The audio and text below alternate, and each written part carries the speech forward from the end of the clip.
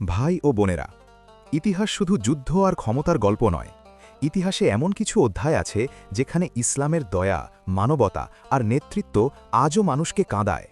আজ আমি আপনাদের শোনাব এক মুসলিম খলিফার গল্প, যিনি হাজার মাইল দূরের এক অমুসলিম জাতির জন্য কেঁদেছিলেন এবং নিজের ক্ষমতা, রাজনীতি, এমনকি ব্রিটিশ সাম্রাজ্যের চোখ রাঙানিকেও উপেক্ষা করেছিলেন।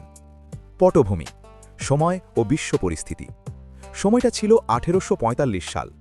ওসমানীয় খেলাফত তখনও টিকে আছে। ইস্তাম্বুলের মসনদে বসে আছেন খলিফা আব্দুল মজিদ রাহিমাহুল্লাহে আলাইহে। এদিকে ইউরোপ তখন সভ্যতার মুখোশ পড়ে থাকলেও ভেতরে ভেতরে ধ্বংসের দিকে এগোচ্ছে। বিশেষ করে আয়ারল্যান্ড, সেখানে দেখা দেয় এক ভয়াবহ দুর্ভিক্ষ। খাবারের অভাবে, রোগের শোকে একের পর এক মানুষ মরতে থাকে।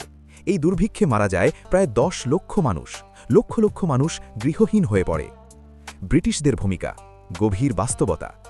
আয়ারল্যান্ড তখন ছিল ইংল্যান্ডের অধীনস্থ রাজ্য, কিন্তু আশ্চর্যের বিষয়, নিজেদের শাসিত জনগণের জন্য ইংল্যান্ড সাহায্য দিল মাত্র 2000 স্টার্লিং।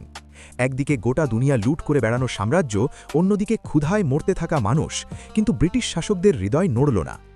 মুসলিম খলিফার হৃদয় কেঁপে উঠল। এই খবর পৌঁছালো খলিফা আব্দুল মজিদের কানে। তিনি বললেন, ওরা মুসলমান না হতে পারে, কিন্তু ওরা মানুষ। তিনি সঙ্গে সঙ্গে সিদ্ধান্ত নিলেন 10,000 স্টার্লিং সাহায্য পাঠাবেন, আজকের মূল্যে যার দাম প্রায় 17 লাখ মার্কিন ডলার। ব্রিটিশ বাধা ও রাজনৈতিক চাপ, এখানেই বাধা দিল ইংল্যান্ডের রানী ভিক্টোরিয়া। তিনি ইস্তাম্বুলে বার্তা পাঠালেন, আমরা যেখানে 2000 স্টার্লিং দিয়েছি, সেখানে একজন মুসলিম খলিফা তার 5 গুণ সাহায্য দিতে পারে না। এটা ব্রিটিশ সম্মানের বিরুদ্ধে। রাজনৈতিক চাপ, কূটনৈতিক হুমকি, সব মিলিয়ে পরিস্থিতি কঠিন হয়ে গেল।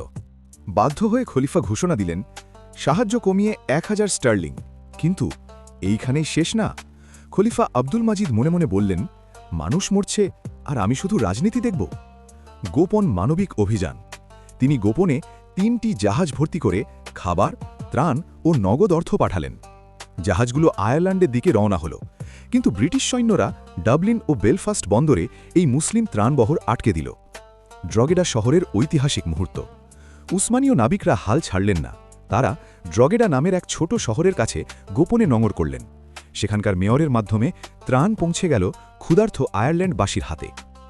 এক মুসলিম খলিফা নিজের জীবন ঝুঁকি নিয়ে অমুসলিম জাতিকে বাঁচালেন। আয়ারল্যান্ডের মানুষের কৃতজ্ঞতা। এই ঘটনা আয়ারল্যান্ডের ইতিহাসে এক গভীর ছাপ রেখে যায়।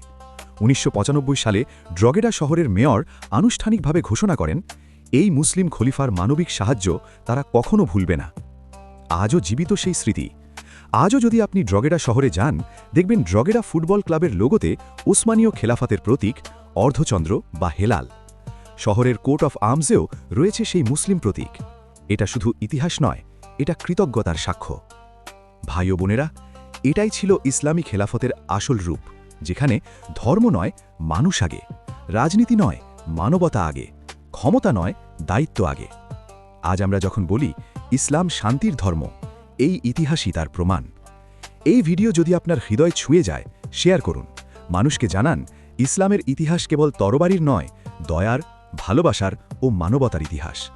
সাবস্ক্রাইব করুন ইনশাআল্লাহ, আর এমন আরও হারিয়ে যাওয়া সত্য ইতিহাস জানার জন্য আমাদের সাথেই থাকুন।